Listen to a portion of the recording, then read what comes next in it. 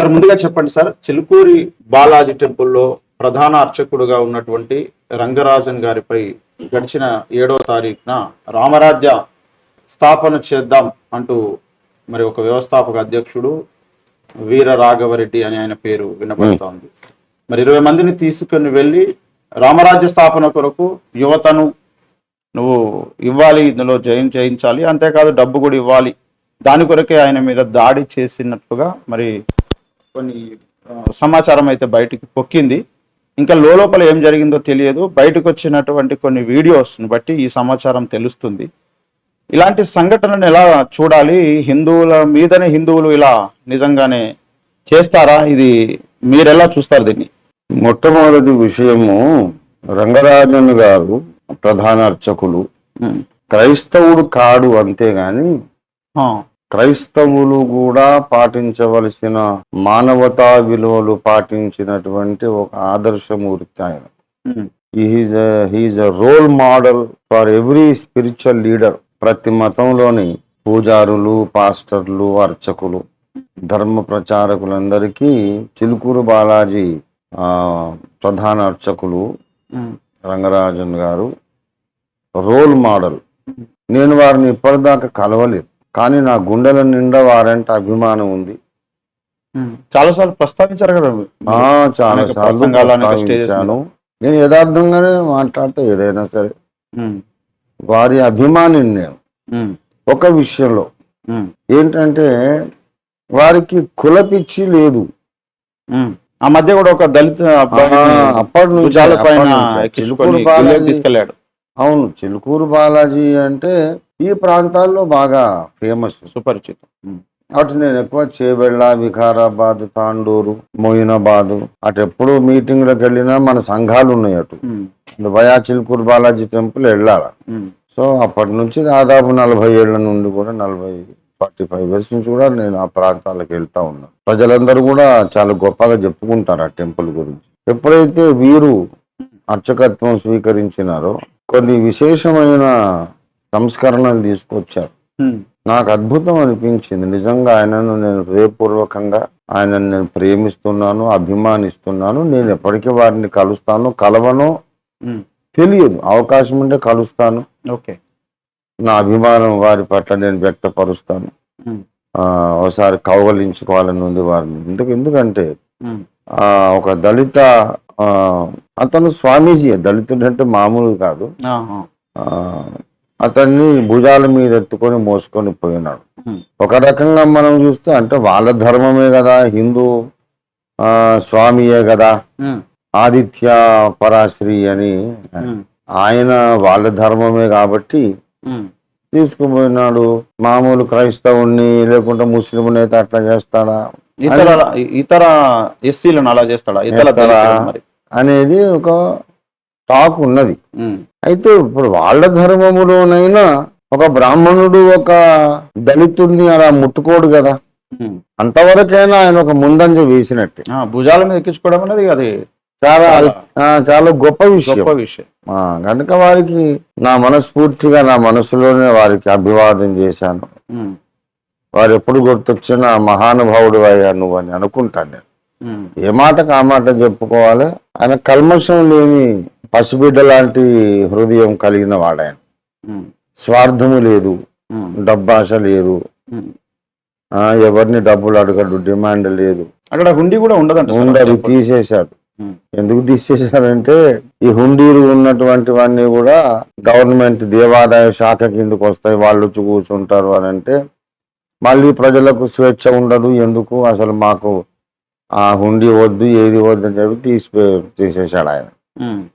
స్వేచ్ఛాపూర్వకంగా వచ్చి అందరూ భగవంతుడు, అందరికీ భగవంతుడు, ఎవరైనా రావచ్చు, ఏ మతస్థుడైనా ఏ కులస్థుడైనా రావచ్చు, మీకు విశ్వాసం ఉంటే ఇక్కడ ఆరాధన చేసుకొని పోవచ్చు అని అంత ఒక విప్లవాత్మకమైన మార్పు ఆయన తీసుకొచ్చారు. సో నా హృదయం నిజంగా నా సొంత అన్నయ్యనో తమ్మున్నో తండ్రినో ఎవడో వచ్చి కొట్టాడన్నంత గాయపడింది.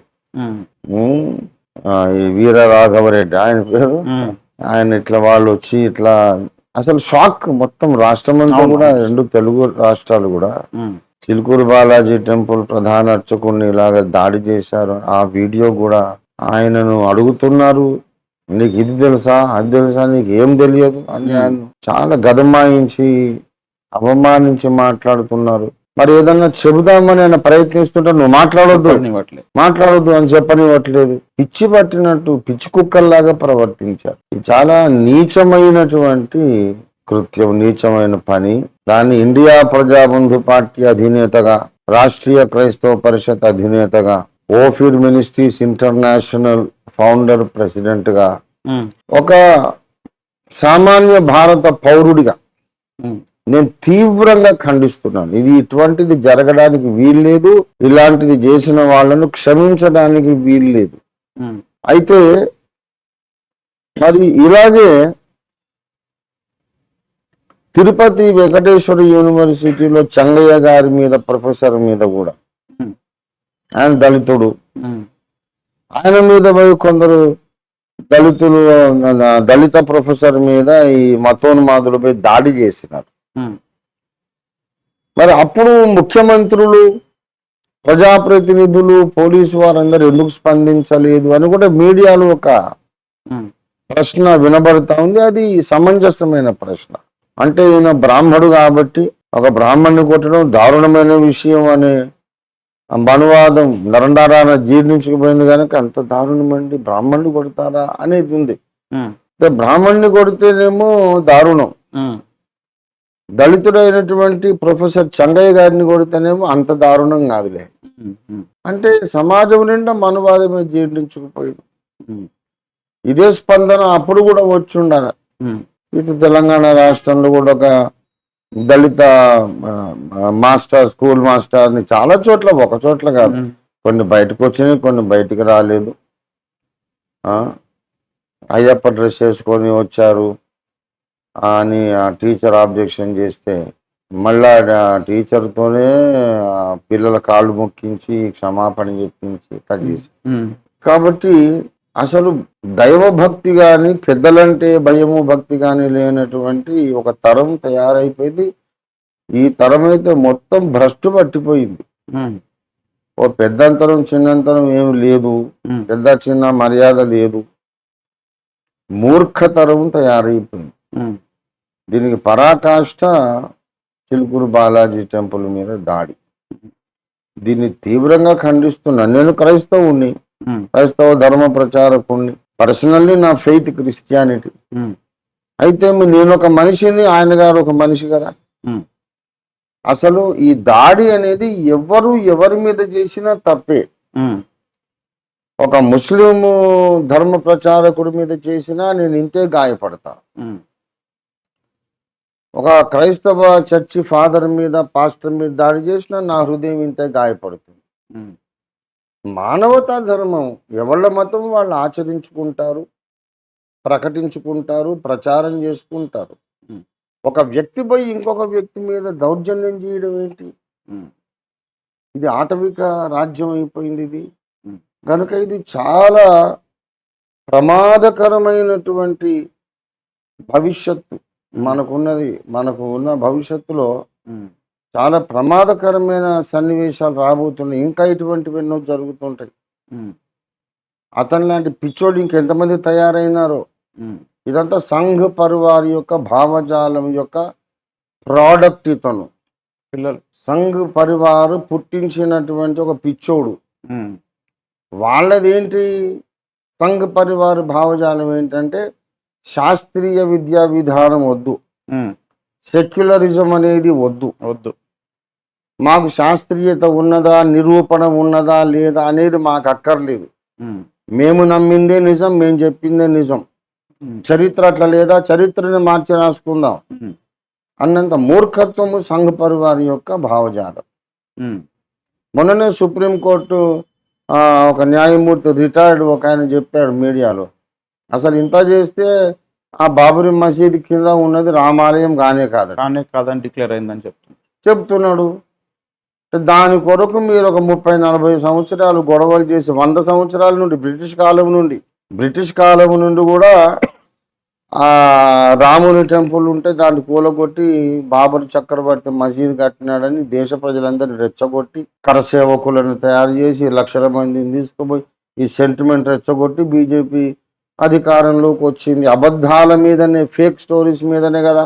అంతకుముందు వీళ్ళకి 3-4 సీట్లు తప్ప గతి లేదు. ఎప్పుడు 3-4 సీట్లు తప్ప గతి లేదు వీళ్ళకి. ఎట్లాగా 300-400 సీట్లు ఎట్లాగ వచ్చేసి రామజన్మ భూమిని వివాదం రెచ్చగొట్టి రాముడు పుట్టిన భూమిలో రాముడికి ఆలయం కట్టలేమో, ఎంత అవమానం అని అబద్ధాలు చెప్పారు. ఫైనల్గా సుప్రీంకోర్టు జడ్జి గారు చెప్పారు అక్కడ అసలు రామాలయం లేనే లేదు. అంటే అబద్ధాలే చెప్పండి, ఏమైనా చేయండి, మోసాలే చేయండి, కల్పిత కథలే చెప్పండి, కానీ మతం పేరిట విద్వేషాలు రెచ్చగొట్టండి. ఇది సంఘ్ పరివార్ యొక్క ఆలోచన విధానం. కాబట్టి దానికి పుట్టిన పిల్లలే వీళ్ళందరూ. ఆ విత్తనానికి పుట్టినటువంటి మొక్కలు, కలుపు మొక్కలు వీళ్ళందరూ. ఇది చాలా ప్రమాద సూచిక, ప్రమాద ఘంటికలు మోగుతున్నాయి, అలారం మోగుతుంది. ఇటువంటి వాళ్ళు ఇంకెంతమంది తయారైనారో మనకు తెలియదు. ఇంకా అండర్ గ్రౌండ్ ఎంత వరకు చేస్తున్నారు. వీళ్ళు ఒక సైన్యాన్ని తయారు చేసుకుంటామంటున్నాడు ఆయన 5,000 మందితో. గ్రామాల్లో ఇప్పటి రాజ్యాంగము కానీ, అధికార యంత్రాంగము కానీ, న్యాయ వ్యవస్థ కానీ మా హిందూ ధర్మాన్ని పరిరక్షించడం లేదు కనుక మాకు ఇవన్నీ అక్కర్లేదు, మేమే రక్షించుకుంటాం, మేమే సైన్యం తయారు చేసుకుంటామని వెస్ట్ గోదావరిలో ఒక కలెక్టర్ అమ్మను కూడా వీళ్ళు అరెస్ట్ చేశారు. అరెస్ట్ చేసి సిఐకి ఫోన్ చేసి మేము ఆల్రెడీ అరెస్ట్ చేసినాం, వచ్చి తీసుకుని. ప్రజలు పోయి కలెక్టర్లను, ముఖ్యమంత్రులను అరెస్ట్ చేస్తే దేశం అంతా అరాచకం అయిపోదా? ఎవరికి నచ్చినట్టు వాళ్ళు చేస్తారు. ఇంకా అంటే ఇప్పుడు ఇట్లా తయారు చేసిందే సంఘ పరివారు. సంఘ పరివార్ యొక్క భావజాలం ఇంత ప్రమాదకరం కనుకనే మనకు మన ప్రప్రథమ హోంమంత్రి, భారత హోంమంత్రి సర్దార్ వల్లభాయ్ పటేల్ వీళ్ళని నిషేధించాడు. వీళ్ళ భావజాలం చాలా డేంజరస్, వీళ్ళు దేన్ని గౌరవించరు, మతం అనే పిచ్చి తప్ప వీళ్ళకి ఇంకా మానవత్వం లేదు, న్యాయం లేదు, సమానత్వం అనేది ఏం లేదు. చాలా డేంజరస్ సంస్థ అని వాళ్ళను నిషేధించారు. నిషేధిస్తే మళ్ళీ అబద్ధాలు చెప్పి కాళ్ళ వేళబడి మేము అట్లా చేయము, మేము మంచిగా ఉంటామని నమ్మబలికి మళ్ళీ నిషేధం తొలగించుకొని ఇవాళ నిషేధించిన వల్లభాయ్ పటేలే మా హీరో అని అంత సిగ్గు శరం లేనటువంటి వ్యవహారం. వీళ్ళకి ఒకటే మతం పిచ్చి, అది వాస్తవమా కాదా అని కూడా లేదు. వాళ్ళు చెప్పేవన్నీ సెల్ఫ్ కాంట్రడిక్షన్. రామసేతు ఉన్నది, వంతెన ఉన్నదని చెప్తారు. తర్వాత మదన్ గుప్తా గారేమో అసలు ఆ లంక రావణ లంక కానే కాదు, అది మాల్దీవులలో ఉన్నది అంటాడు. మాల్దీవులలో రావణ లంక ఉంటే ఈ శ్రీలంకకు ఎందుకు వంతెన కట్టినట్టు రాముడు? అంటే మీరు ఇప్పుడు చెప్తున్నారు మదన్ గుప్తా గారు రైట్ అయితే ఈ రామసేతు కథ అంత అబద్ధమే కదా. అవును. కాబట్టి ఇట్లా వీళ్ళు ఏది వాస్తవాలు వాళ్ళకి అవసరం లేదు, మేము నమ్మింది మేము ప్రచారం చేసుకుంటాం. ఈ దేశంలో ఉండాలంటే అది అబద్ధమైన, సైంటిఫికల్లీ ప్రూవెన్ కాకపోయినా, పురాతత్వ శాస్త్ర ఆధారాలు లేకపోయినా, సైన్స్ మొత్తం మాకు అగేన్స్ట్ అయినా సరే, చంద్రుడు నవ్విండని, సూర్యుడేమో గుర్రాల మీద పోయినాడని ఇవన్నీ నమ్మాలి. అట్లా నమ్మితేనే దేశంలో ఉండాలి. ఇట్లా ఇస్లాం కొరకు సౌదీ అరేబియా ఎలాగైతే ఒక ఇస్లామిక్ మతరాజ్యంగా ఉందో, హిందూ మతరాజ్యంగా ఇండియా ఉండాలి అనేది వీళ్ళ కళ. మనుషులు సత్యాన్ని నమ్మడానికి ఇష్టపడరు, అసత్యాలు నమ్మడానికి ఇష్టపడతారు. ఎందుకంటే సైతాను కంట్రోల్లో మనుషులు ఉన్నారు. ఇతడు అంటాడు వీరరాఘవరెడ్డి, నవగ్రహాలు నా ఆధీనంలోనూ ఉన్నాయి, నేను చెప్పినట్టు అవి నడుస్తాయి అంటున్నా. అంటే మెంటలోడు కదా. ఎవడైనా మైండ్ సరిగ్గా ఉన్నోడు అట్లాంటి మాటలు మాట్లాడతాడా? మాట్లాడు. నా సైన్యం ఆకాశంలో తిరుగుతుంది అంటాడు. ఆయనకు సైన్యం ఉందంటే అది ఆకాశంలో తిరుగుతుందట.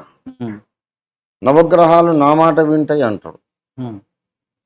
అంటే ఇటువంటి వీడిని తయారు చేసింది ఎవరు? మొదటి నుండే కనుక శాస్త్రీయ విద్యా విధానమే ముఖ్యం, అశాస్త్రీయంగా ఎవరేం మాట్లాడడానికి వీల్లేదు.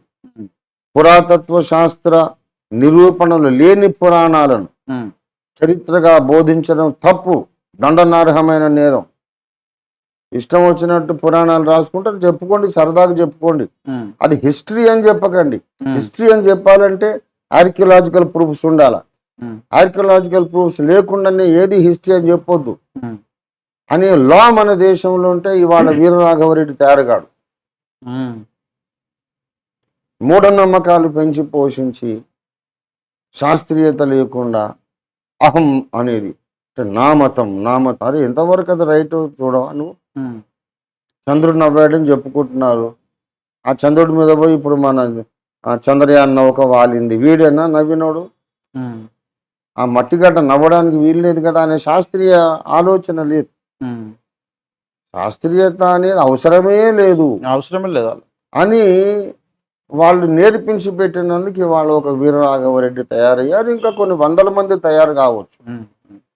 దేశ ప్రజలు మేల్కొని ఈ మతోన్మాదులకు అధికారం అప్పగించడం మన మతానికే ప్రమాదకరం అని వాళ్ళు గ్రహించాలి. మతోన్మాదులకు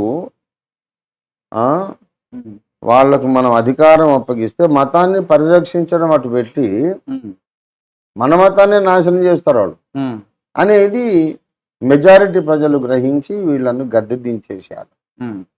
అప్పుడే దేశానికి మంచి రోజులు వస్తాయి. ఇది చాలా ప్రమాదం, నేను తీవ్రంగా ఖండిస్తున్నాను. అట్లాగే ప్రతి టెంపుల్ మీద కానీ ప్రతి చర్చ్ మీద కానీ ముస్లిం మసీద్ మీద కానీ దాడి చేసిన వాళ్ళందరినీ కూడా పబ్లిక్గా ఉరి తీయాలి. ఇది మా డిమాండ్. అది ఎవరైనా సరే, ఓకే, క్రైస్తవులే చేసినా వాళ్ళకు కూడా ఉరి తీయాలి. Yes, okay sir. ఇప్పుడు ఇదే దాడి అతడు మొట్టమొదట వీళ్ళ మీద చేశాడు, అది పబ్లిక్ అయిపోయింది, న్యూస్ అయింది, పెద్ద న్యూస్ అయింది. సరే, అరెస్ట్ చేశారు, రిమైండ్ చేశారు, అది వేరే విషయము. ఇదే దాడి కనుక ఒక చర్చి మీదనో ఒక మసీదు ఒక ముల్లా మీదనో జరిగి ఉంటే ఈ హిందూ సంఘాలు ఇప్పుడు ఖండిస్తున్నాయి. ఎన్నో జరిగినాయి కదా, ఖండించే వాళ్ళు అసలు ఈయనను జరిగినాయి, ఖండించలేదు కదా. అంటే వీళ్ళు మనుషులు కాదు. క్రైస్తవ పాస్టర్లు, ముస్లిం మౌలవీలు, మౌలానాలు, వీళ్ళు మనుషులు కాదు. హిందూ ధర్మ ప్రచారకులే, వాళ్ళకి ఈ దేశంలో హక్కులు ఉంటాయి, ప్రాథమిక హక్కులు. పాస్టర్లను కొట్టినా, చంపేసినా, నిలువ నరికి అడ్డంగా ముక్కలు నరికినా సరే ఎవడు స్పందించడు. ఇప్పుడు రాజేంద్ర నగర్ మున్సిపాలిటీలో ఐజక్ రాజు, డానియల్ రాజు ఇద్దరు పాస్టర్లను చికెన్ సెంటర్లో కోడిని నరికినట్టు ముక్కలు నరికితే ఏ ముఖ్యమంత్రిని స్పందించాడా? అప్పుడున్నోళ్ళైనా పట్టించుకోలేదు. కాబట్టి క్రైస్తవులు అంటే ద్వేషము నింపుకున్న అన్ని పార్టీలు, మైనారిటీలు అంటే ద్వేషం అన్ని పార్టీలు. కొంతమంది పబ్లిక్గా బట్టలు ఇప్పేసి తిరుగుతున్నారు, కొంతమంది ఏమో సాటుమాటుగా ద్వేషిస్తూ ఉన్నారు. కానీ అందరూ కూడా ఉన్న పార్టీస్ అన్నీ కూడా దళితులు, తర్వాత ఎస్సీలు, ఎస్టీలు, మతపరమైన మైనారిటీలు అందరినీ వీళ్ళు ద్వేషించే పార్టీలే. అందుకే మనం ఇండియా ప్రజాబంధు పార్టీ పెట్టినాం. వీళ్ళందరూ కలిసి ఐపీబీపీలోకి రానివ్వండి, దేశం అంతా సెటరేట్ అయిపోతుంది. ఇప్పుడు ఈ ద్వేషానికి ముగింపు అనేది ఉండే అవకాశం లేదు సార్. చెప్తున్నా కదా, ఐపీబీపీలోకి అందరూ చేరితే ద్వేషానికి మనం ఫుల్ స్టాప్ పెడతాం. ఎట్లా పెట్టాలో మనకు తెలుసు. పార్లమెంట్లో మనం ప్రవేశించగలిగితే వీళ్ళందరినీ దారికి తెస్తాం.